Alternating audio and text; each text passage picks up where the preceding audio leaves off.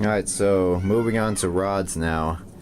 Again, my crank was supposedly machined for 20 under main bearings and rod bearings, but when I was trying to put 20 under in the rods, it was way too loose. I still had way too much clearance.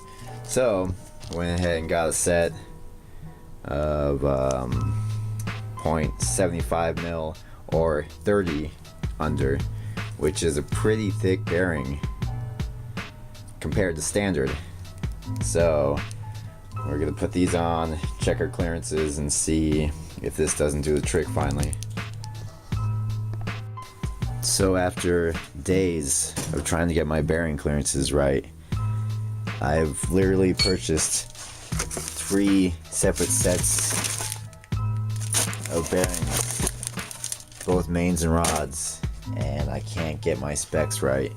This crank I have right here, it was ground down over 2 years ago at a machine shop, and it was supposed to be 20 under mains and rod bearings, but when I tried to do rod bearing clearances, 20 over bearings were way too loose. I still had way too much clearance. Then when I tried to spec the main bearings, 20 under was way too tight. I couldn't even move the crank. Once I torqued down the girdle, the crank would not move at all. So I finally found 10 under worked for the crank, for the main bearings. That's in spec, but now I still cannot get my clearance on my rod bearings. I tried 10 under, I tried 20, I tried 30. Those are all way too loose or way too tight. So I'm waiting on a standard set of bearings right now in the mail, and I'm actually just going to use my crank shaft that was in the car before right now.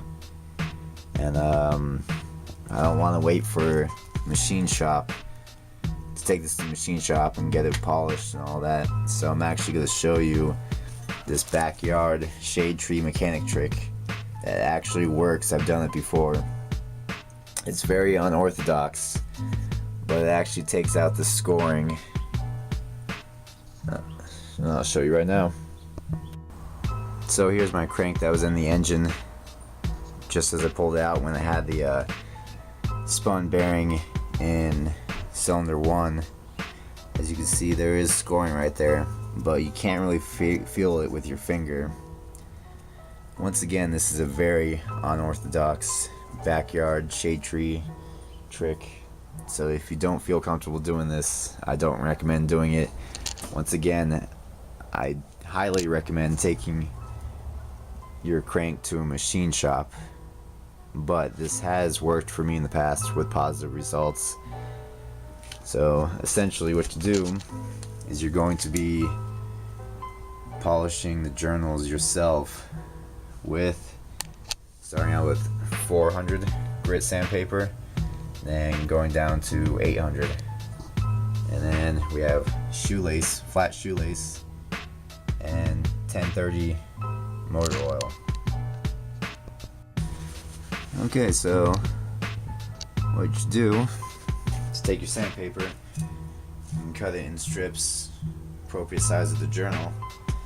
Go ahead and take your oil or WD-40, a little bit very, very good, and you want to make sure you clean off your journal first with some brake clean. Get all that debris off of there. Take the sandpaper, wrap it around the journal. You take the shoelace, wrap it around the sandpaper and journal.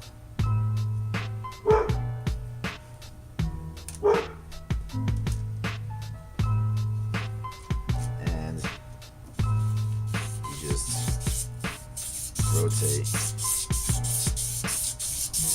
You don't want to apply a lot of pressure. Don't force it. Just let it roll.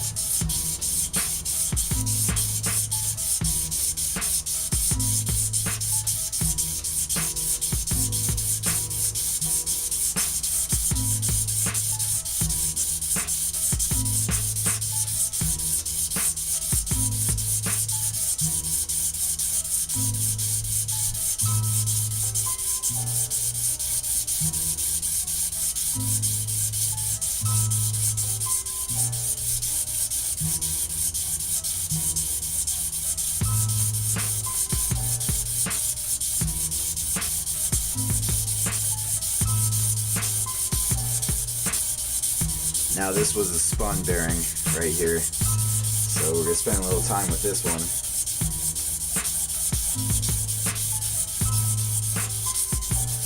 Let's go ahead and check it out and see the progress.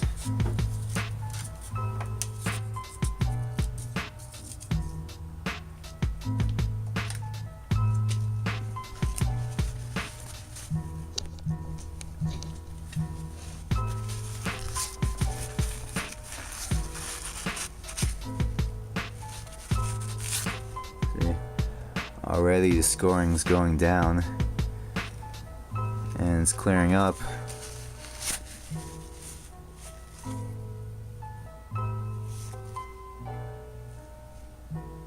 So let's go back at it though. So this is the end result of doing that sandpaper shoelace method. It cleaned up very, very well.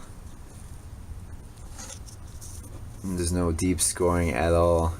It's pretty shiny, but I measured it and it is out of round, so I'm gonna have to take this crank to the machine shop and get it ground down next size. But in the pinch, if the bearing journals weren't that bad, you could use that method. And as you see right here, it does work, but you have to check your roundness because obviously that's going to make a huge difference. So it was worth a shot to try to do it at home first, but once again, I'm set back for a few days till I get this back from the machine shop, and we'll continue there.